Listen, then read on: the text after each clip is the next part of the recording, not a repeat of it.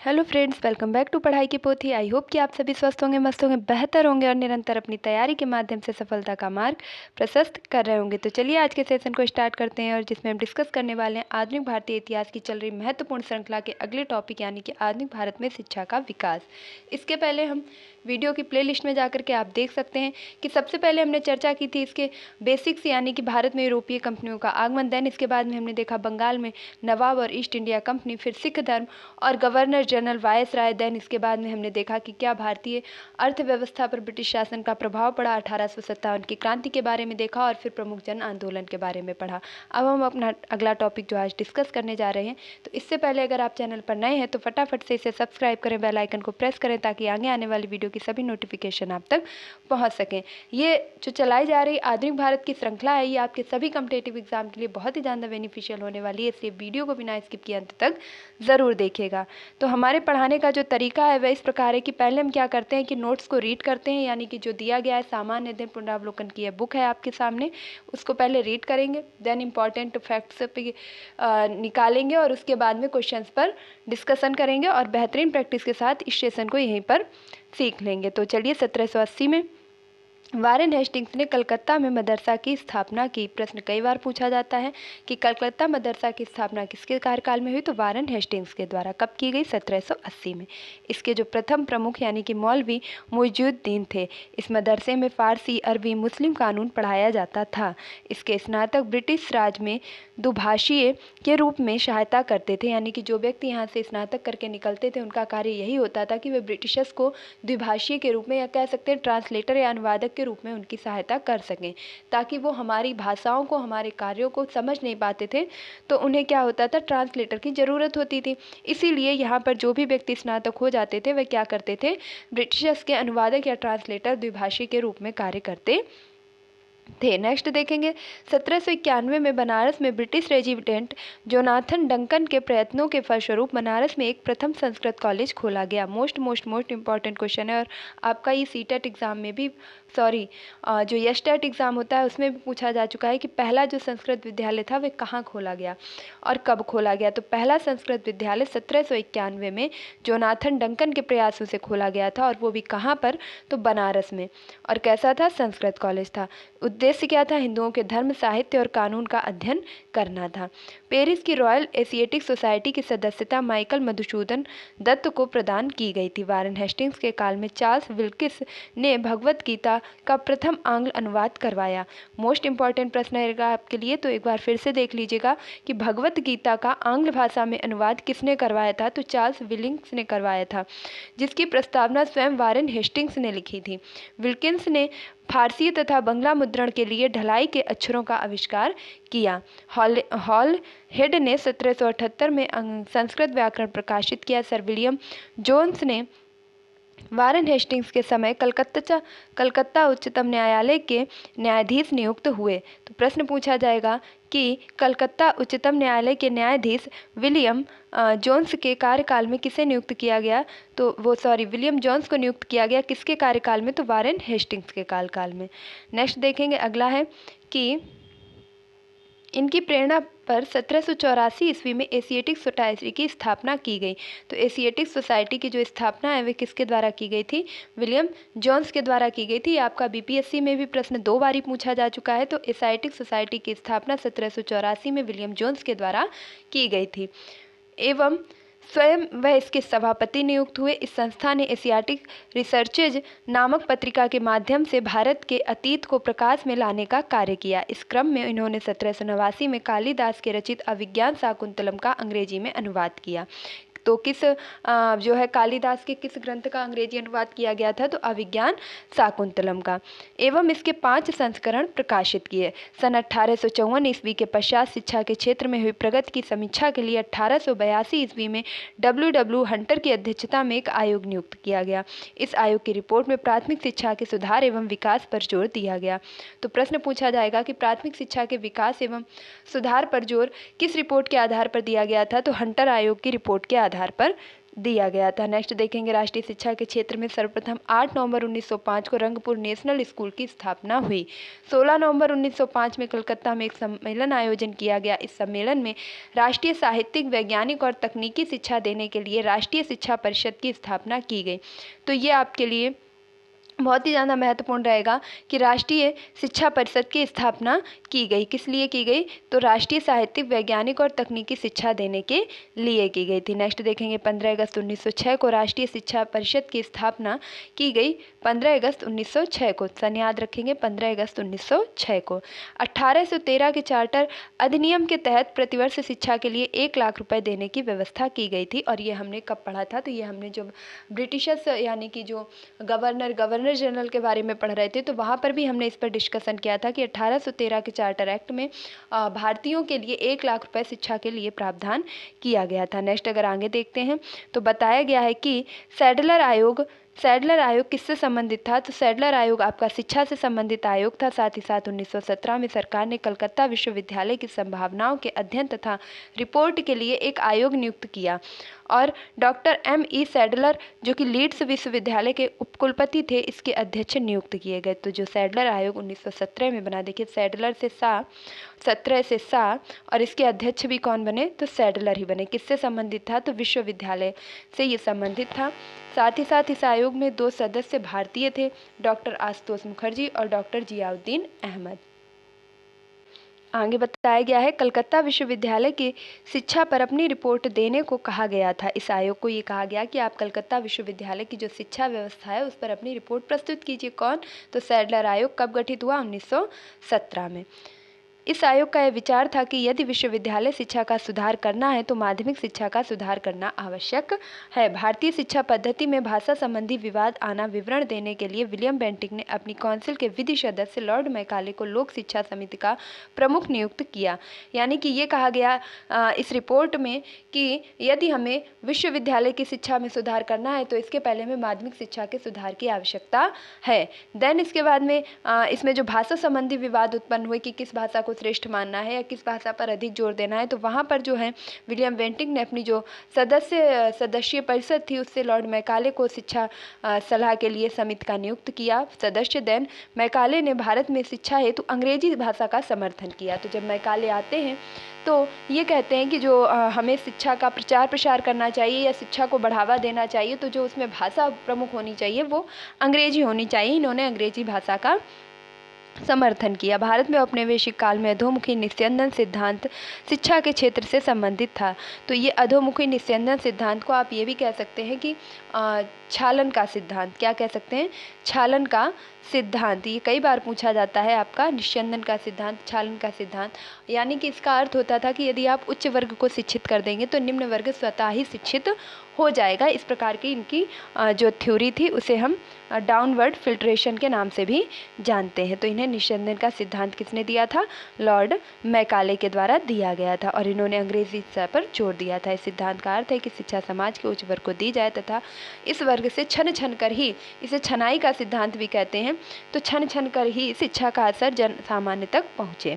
Next कहा गया कि भारत में आधुनिक शिक्षा प्रणाली की नींव 1835 ईस्वी के मैकाले के स्मरण पत्र से पड़ी। तो जो आधुनिक शिक्षा की नींव है वो कब से पड़ी? तो 1835 के मैकाले के स्मरण पत्र से। मैकाले ने भारतीय रीति रिवाजों के लिए अपना तिरस्कार इन शब्दों में व्यक्त किया। उन्होंने कहा कि जो भारत के रीति रिवाज हैं उनका तिरस्कार किया और तिरस्कार करने के लिए उन्होंने कुछ शब्द प्रयोग किए और कहा कि यूरोप के एक अच्छे पुस्तकालय की एक अलमारी का एक कक्ष भारत और अरब के समस्त साहित्य से अधिक मूल्यवान है। तो ये था उनका एक कह सकते हैं तंज था, एक व्यंग्य था जो भारतीय शिक्षा, भारतीय भाषा, भारतीय संस्कार, भारतीय संस्कृति पर एक आक्षेप था। नेक्स्ट देखेंगे, लॉर्ड विलियम बेंटिक के काल में 7 मार्च 1835 को प्रस्ताव द्वारा मैकाले का दृष्टिकोण अपना लिया गया।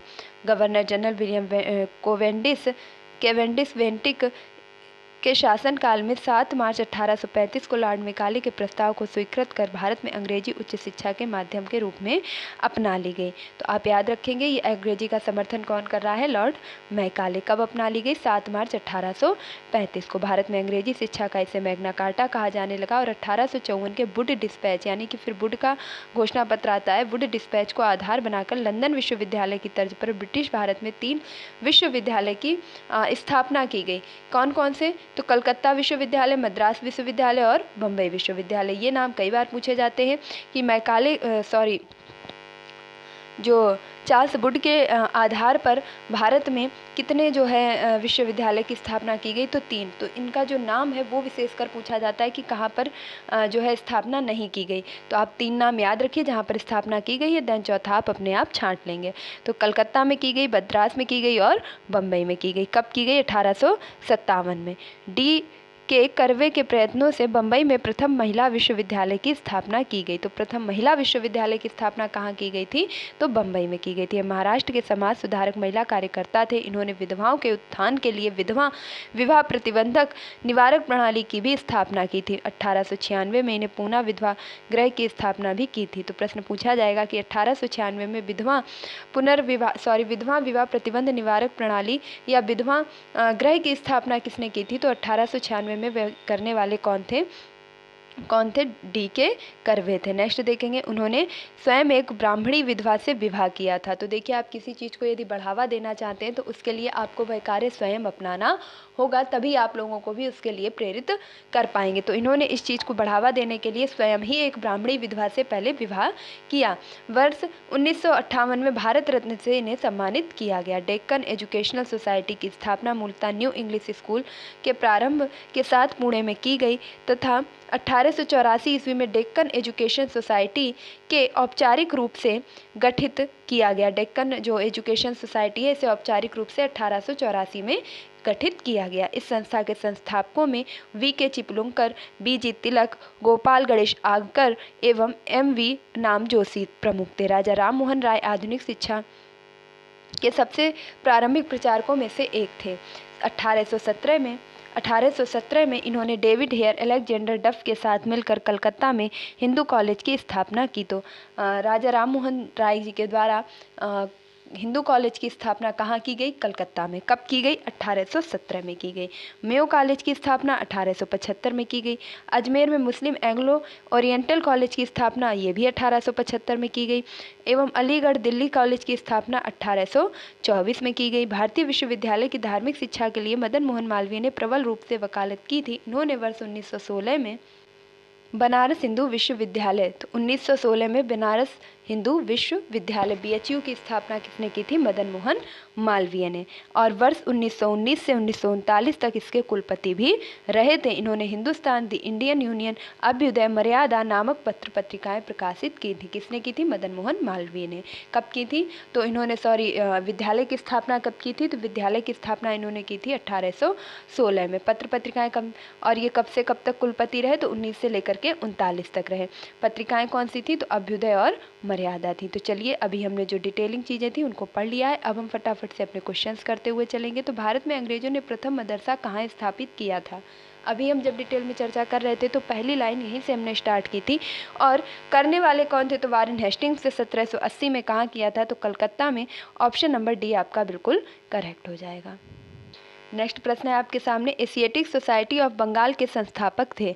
अभी मैंने आपको बताया ये प्रश्न 2 बारी BPSC में अभी पूछा जा चुका है, जो आपका टीचिंग एग्जाम हुआ है। देन इसके साथ आप देख रहे हैं ये RS में, RTS में, UP PCS में, चंडीगढ़ और उसके बाद आपके छत्तीसगढ़ इत्यादि जगह पर प्रश्न पूछा जा चुका है और फिर से पूछा जाएगा। तो याद रखेंगे कि एशियाटिक सोसाइटी की स्थापना किसने की थी, सर विलियम जोन्स ने। Option number A is the right answer. और कब की थी, तो इसके बारे में भी फिर से देख लीजिएगा। होता क्या है कि जब हम चीज़ों को बार बार पढ़ते हैं तो ये चीज़ें हमारे दिमाग में सेट हो जाती हैं। तो किसने की थी, विलियम जोन्स ने, हम खूब अच्छे से जान चुके हैं। 1784 ईस्वी में किसके सहयोग से, वारेन हेस्टिंग्स के सहयोग से। और एशियाटिक सोसाइटी ऑफ बंगाल की स्थापना एशिया के सामाजिक, प्राकृतिक, इतिहास, पुरातत्व, कला, विज्ञान, साहित्य का अध्ययन किया जा सके इसलिए की थी। और 1791 में बनारस के ब्रिटिश रेजिमेंट जोनाथन डक्कन के प्रयास के फलस्वरूप बनारस में एक संस्कृत कॉलेज खोला गया था। अगला प्रश्न देखेंगे, नेक्स्ट प्रश्न है कि वाराणसी में प्रथम संस्कृत महाविद्यालय की स्थापना किसने की थी? तो अभी हमने ऊपर देखा है, क्या बताया गया कि जोनाथन डंकन के प्रयासों के फलस्वरूप बनारस में एक प्रथम संस्कृत कॉलेज खोला गया। तो किसके प्रयासों से?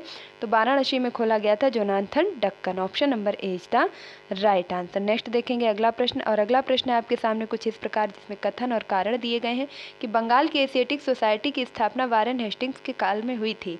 उन्होंने सर विलियम जोन्स के पक्ष में उक्त विद्वत संस्था की अध्यक्षता का प्रस्ताव अस्वीकार कर दिया था। अच्छा ठीक है, अगला दिया गया है कारण क्या था कि वारेन हेस्टिंग्स स्वयं एक उद्भट विद्वान तथा प्राच्य विद्या का प्रखर समर्थक था, जो संस्कृत, फारसी व अरबी के अध्ययन को प्रोत्साहित करता था।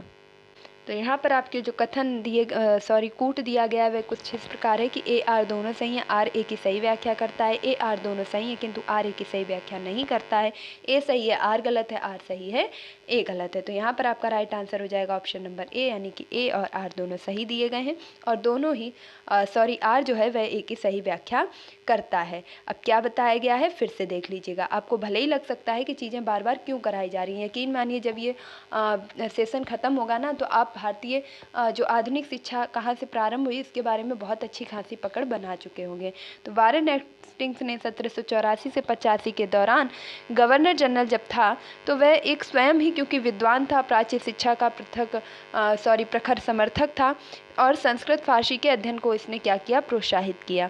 इसके सहयोग समर्थन से 1784 में बंगाल की एशियाटिक सोसाइटी की स्थापना की गई। साथ ही साथ विलियम जोन्स ने इस संस्था की अध्यक्षता का प्रस्ताव अस्वीकार कर दिया था। क्यों कर दिया था? उसके सहयोग और समर्थन से 1784 में एशियाटिक सोसाइटी की स्थापना हुई, तथापि उसने सर विलियम जोन्स के पक्ष में इस संस्था की अध्यक्षता का प्रस्ताव अस्वीकार कर दिया था।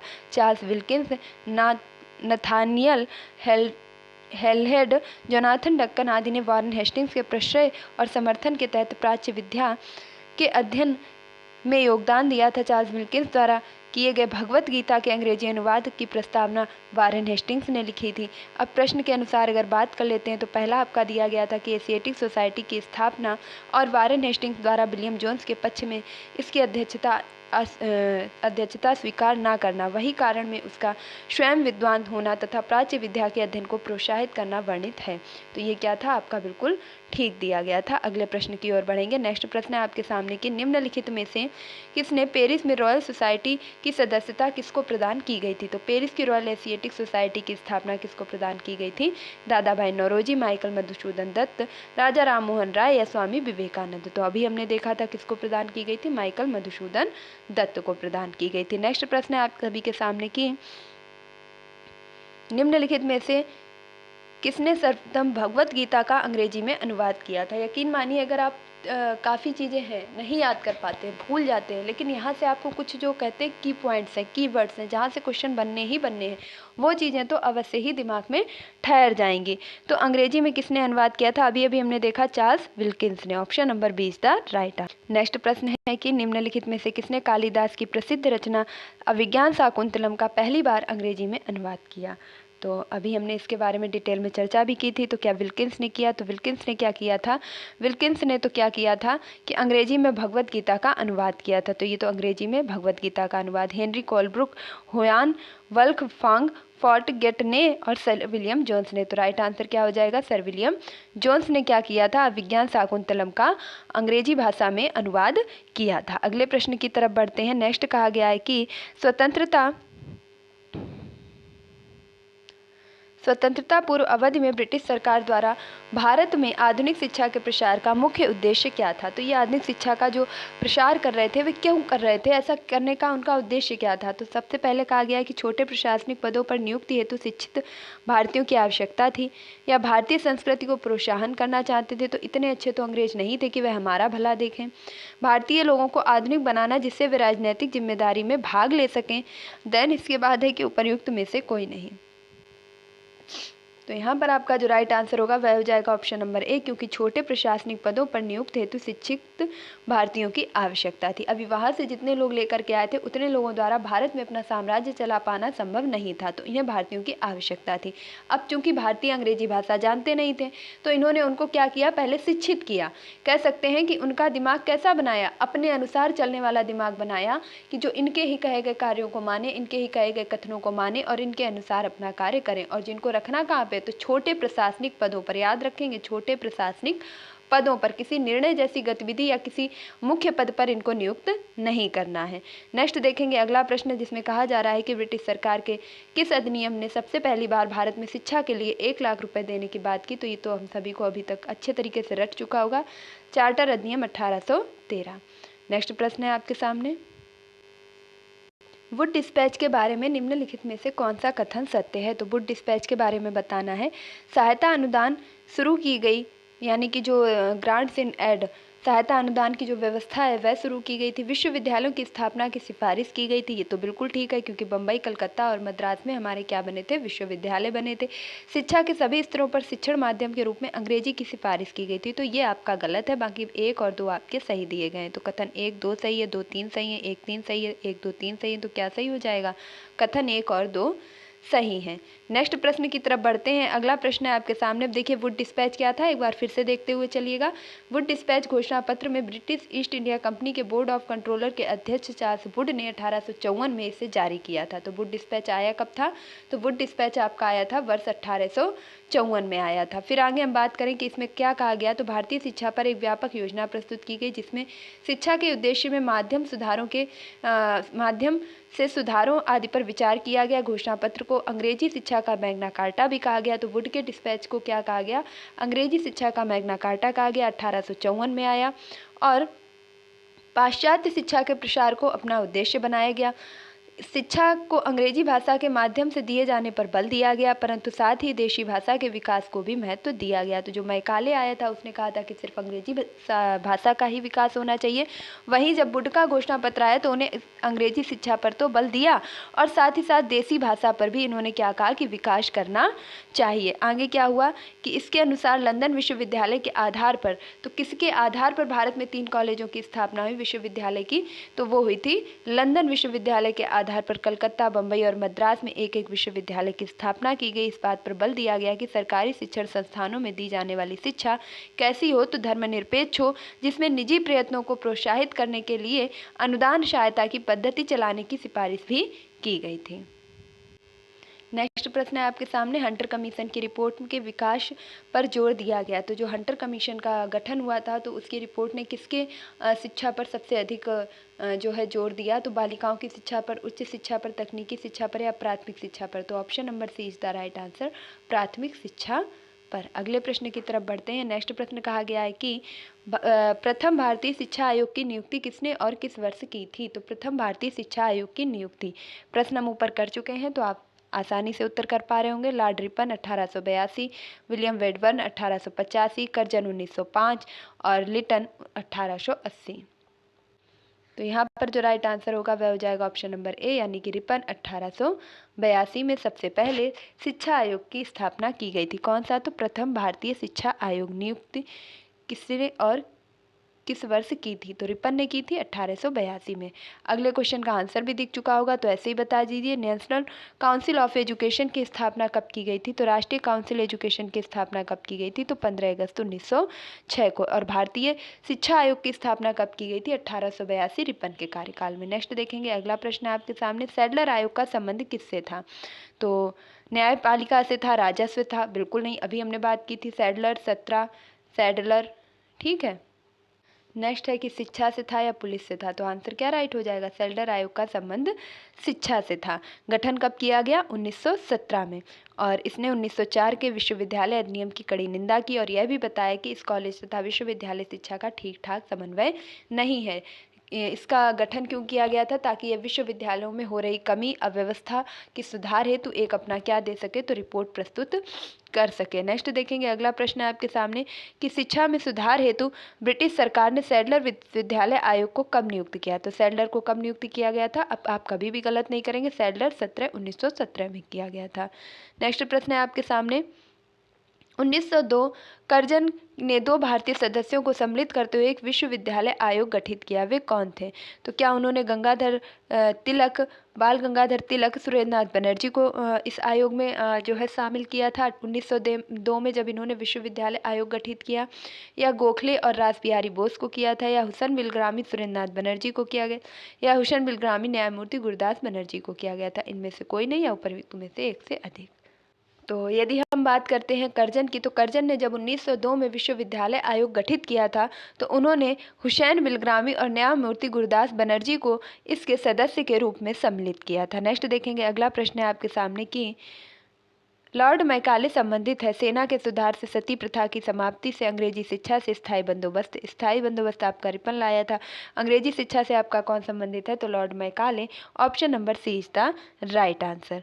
और इसने एक कथन भी कहा था, उसे भी आप याद रखेंगे। एक तो आपका यही दिया ही गया था जो कि आपका ब्रिटिश अलमारी की किताब में भारतीय अलमारी की तुलना में, मतलब भारतीय पूरा साहित्य ले लिया जाए उसकी तुलना में जो ब्रिटिश पुस्तकालय है वो एक ही पुस्तकालय काफ़ी है। इस प्रकार का कथन आप याद रखेंगे। साथ आप ये भी याद रखेंगे कि इसने कहा था कि जो भारतीय हैं, हमें भारतीयों को इस प्रकार से तैयार करना है, हमें भारतीयों को इस प्रकार से तैयार करना है कि वेशभूषा में तो वो कैसे रहें, वेशभूषा में वो भारतीय रहें, लेकिन उनका मन और मस्तिष्क कैसा होना चाहिए? तो मस्तिष्क से और मन से वो कैसे होने चाहिए? ब्रिटिशर्स होने चाहिए। तो वेशभूषा भारतीय और मस्तिष्क से ब्रिटिशर्स बनाने की सोच किसकी थी? तो मैकाले की थी। तो ऑप्शन आपका यहाँ पर कौन सा सही था? अंग्रेजी शिक्षा से संबंधित Macaulay. Option number C is the right answer. Next प्रश्न है आपके सामने कि औपनिवेशिक काम में अधोमुखी निस्यंदन सिद्धांत किस क्षेत्र से संबंधित है? तो अभी हमने चर्चा की थी, जिसे छनाई का सिद्धांत भी कहते हैं, निस्यंदन का सिद्धांत। देने वाले कौन थे? तो देने वाले थे आपके मैकाले। और यहाँ पर राइट आंसर क्या हो जाएगा, किससे संबंधित था? तो शिक्षा से। ऑप्शन नंबर आपका बी बिल्कुल राइट हो जाएगा। और अगला प्रश्न देखेंगे,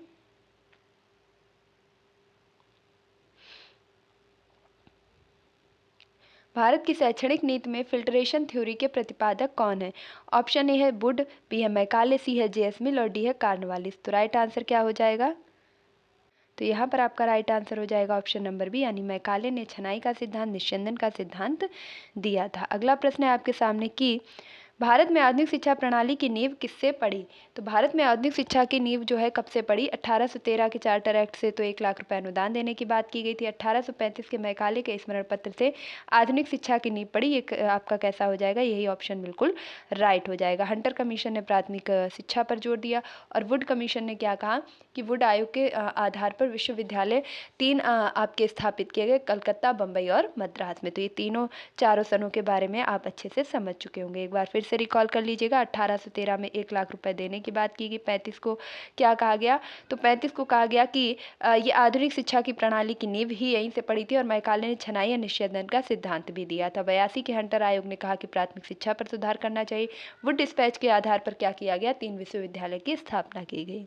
नेक्स्ट प्रश्न है आपके सामने कि निम्नलिखित में से किससे या किनसे भारत में अंग्रेजी शिक्षा की नींव पड़ी? तो 1813 से 1 लाख रुपए देने की बात की। General committee of public instruction 1823, प्राच्य एवं आंग्ल विवाद। और यहाँ पे अब कूट का आपको चयन करना है कि पहला ठीक था, या दूसरा सही था, या तीसरा सही था। तो जो अंग्रेजी भाषा की नींव की बात करें तो यहाँ पर आपके तीनों ही सही हो जाएंगे। Option number D is the right answer. Particular एक सन की बात की जाए तो वहाँ पर 1835 याद रखेंगे, इस चीज़ को ध्यान रखना है। अगला प्रश्न है आपके सामने कि किसके शासनकाल में अंग्रेजी शिक्षा आरंभ की गई थी? तो कैंडविस बेंटिक के, हार्डिंग के, मिंटो के, डलहौजी के। तो बेंटिक के कार्यकाल में ही जो है लॉर्ड मैकाले था, और जिसने अंग्रेजी शिक्षा का समर्थन किया था। तो यहाँ पर ऑप्शन नंबर ए आपका बिल्कुल करेक्ट हो जाएगा। नेक्स्ट प्रश्न है आपके सामने कि भारत में प्रथम 3 विश्वविद्यालय की स्थापना किस वर्ष में हुई थी? 1857 में, 81 में, 85 में, या 1905 में?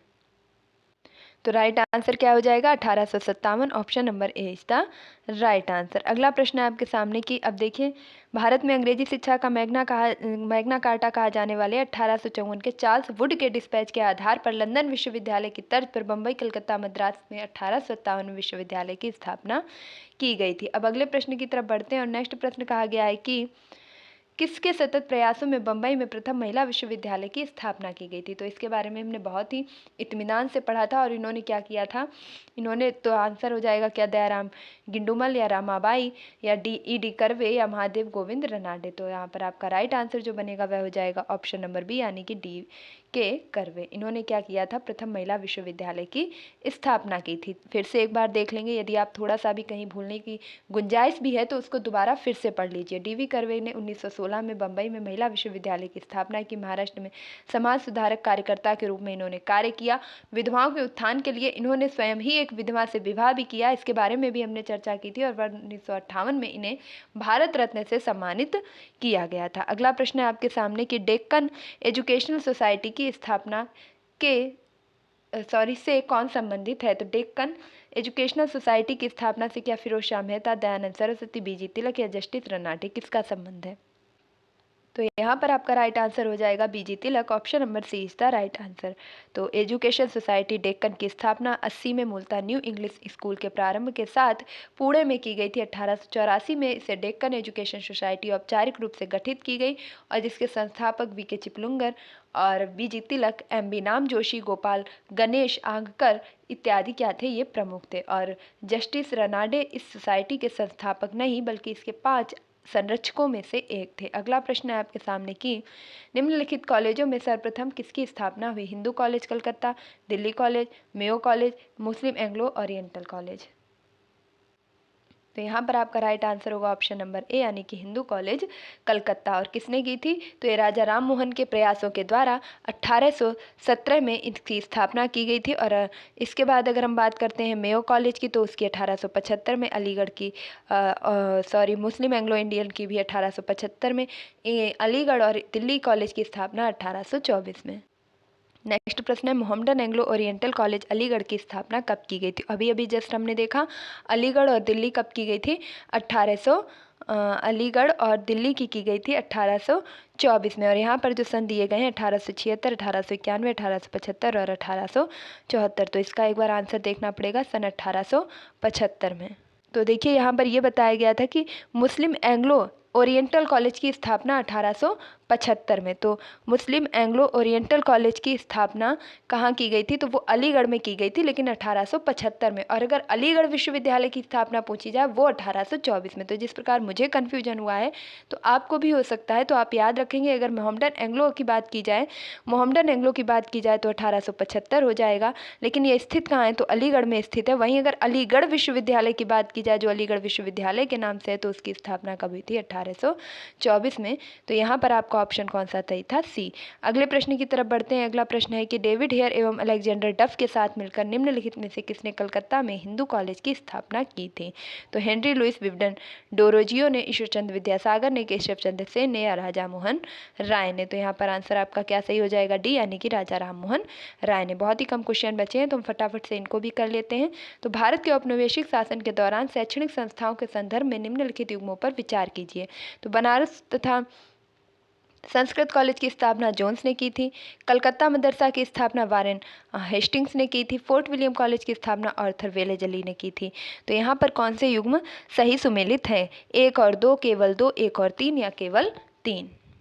तो यहाँ पर आपका जो राइट आंसर होगा वह हो जाएगा बी यानी कि कलकत्ता मदरसा की स्थापना वारेन हेस्टिंग्स के शासनकाल में की गई थी। केवल यही एक आपका सही दिया गया है क्योंकि संस्कृत वाले के बारे में हम पहले भी पढ़ चुके हैं। जोनाथन डंकन, कई बार हमने पढ़ा था, क्या बोला था? संस्कृत वाला आपका पूछा भी जा चुका है कि संस्कृत का जो बनारस में कॉलेज स्थापित किया था तो वह जोनाथन डंकन ने किया था। और वहीं अगर फोर्ट विलियम की बात की जाए तो वो वेलेजली के द्वारा किया गया था।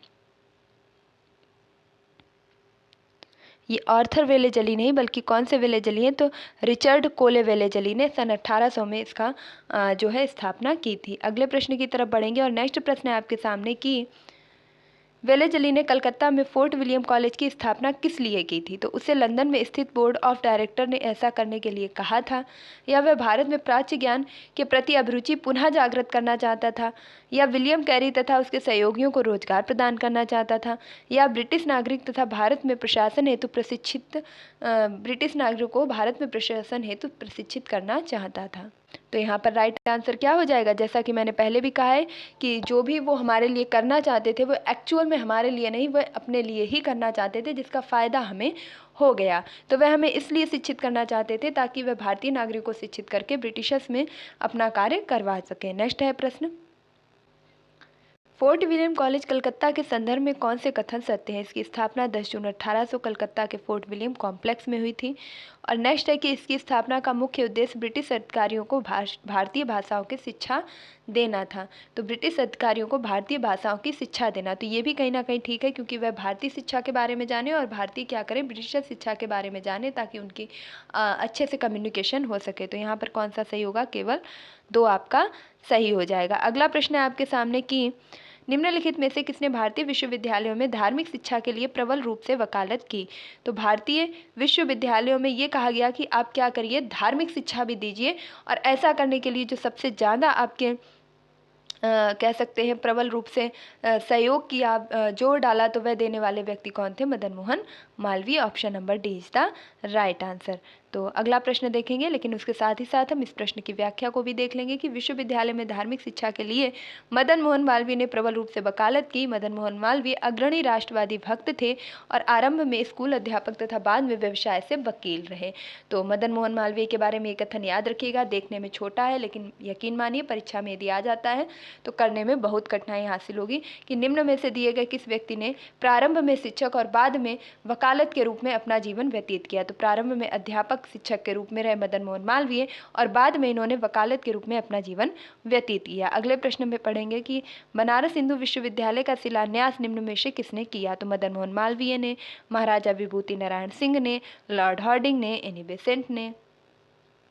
तो यहाँ पर राइट आंसर हो जाएगा ये किसके प्रयासों से? तो लॉर्ड हेडिंग ने इसकी क्या की थी? नींव रखी थी, मतलब शिलान्यास किया था। तो एक बार फिर से देख लीजिएगा कि बनारस हिंदू विश्वविद्यालय 4 फरवरी 1916 को बसंत पंचमी के दिन, किस दिन? तो बसंत पंचमी के दिन तत्कालीन वायसराय लॉर्ड हेडिंग ने इसकी क्या की थी? शिलान्यास किया था। अगला देखेंगे, नेक्स्ट प्रश्न है आपके सामने कि निम्नलिखित में से किसने सर्वप्रथम केंद्रीय विश्वविद्यालय घोषित किया?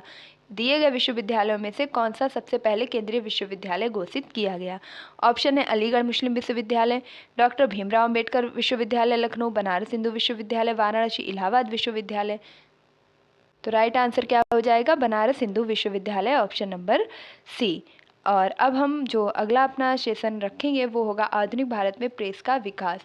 तो पहले हमने देखा कि कैसे आधुनिक जो भारत की जो अर्थव्यवस्था पर है उस पर ब्रिटिश जो शासन है उसका क्या प्रभाव पड़ा, जन आंदोलन क्या हुए। फिर हमने देखा कि हमारी शिक्षा कहाँ से प्रारंभ हुई, हमारी शिक्षा का विकास कहाँ से हुआ, उस पर ब्रिटिशर्स का क्या क्या प्रभाव रहा, क्या क्या सहयोग रहा, वो सारी चीज़ें हमने आज देखी। तो आई होप आज की चीज़ों में आपको एक जो बेसिक समझ होती है, जो क्वेश्चंस होते हैं, जो किस प्रकार प्रश्न पूछे जाते हैं, वो सभी समझ आ चुके होंगे। और ये सभी प्रश्न आपके पहली परीक्षाओं में पूछे जा चुके हैं, तो यहीं से आपके प्रश्न बनने की पूरी संभावना भी रहती है। अब नेक्स्ट जो आपका सेशन होगा वह होगा भारत में जो प्रेस का विकास है, यानी कि फोर्थ स्तंभ जिसे बोल सकते हैं मीडिया, उसका विकास कैसे हुआ और आज वह आधुनिक रूप में कैसे कार्य कर रही है, शुरुआती दौर उसका कैसे रहा, कैसे ये पत्रकारिता एक फॉर्म में आई और इसे संविधान में भी एक चौथा स्तंभ कहा गया। तो इन सारी चीज़ों के बारे में एक डिटेलिंग जो डिस्कशन होगा वह हमारे नेक्स्ट वीडियो में होगा, जिसे देखने के लिए आपको बहुत ही ज़्यादा ज़रूरी है चैनल को सब्सक्राइब करना।